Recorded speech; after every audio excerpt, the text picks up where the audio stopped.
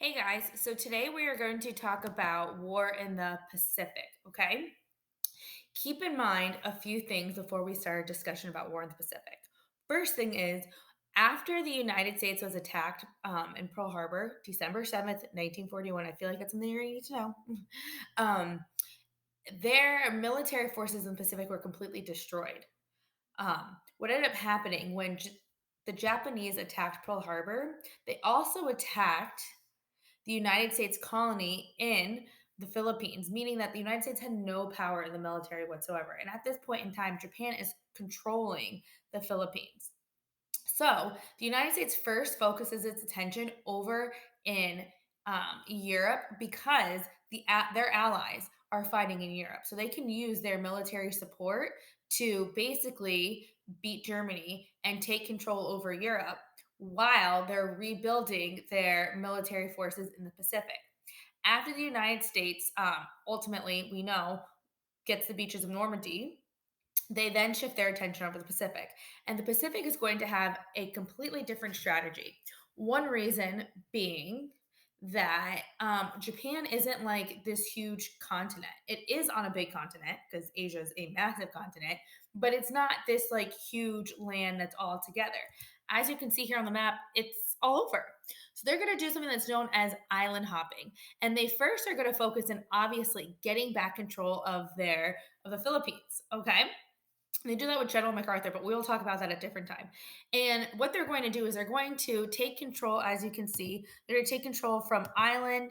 Oops. They're going to take control of different islands as they move through to ultimately then force Japan to surrender, which again, different time. So, in order to be successful, the issue at hand is we're talking about 1942. Everyone knows everyone's military codes at this point.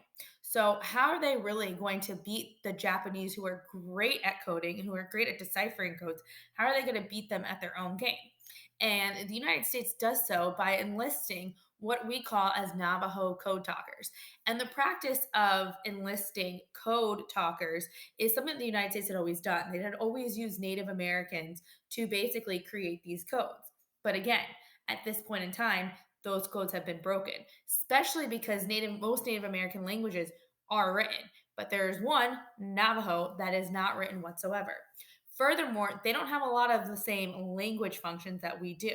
They don't use words like airplane or truck or car, but they can use words like birds, horses, and they're using that to basically talk to each other and go through military plans. So this becomes very difficult, if not impossible. Actually, Japan couldn't even ever crack the code. They never figured it out because one, keep in mind, Navajo is a very difficult language. Two, they don't use the same types of language that we do. They don't use the same words or the same vocabulary, I should say, as we do for certain military uses. And lastly, it's not written. So you can't write a language that's not written. But the United States recruits these Navajo men. Unfortunately, there's not many that are left to actually, there's none left to this day. So they've all passed away, but they served a huge role, if not one of the main roles, in how the United States was able to ultimately win the war in the Pacific.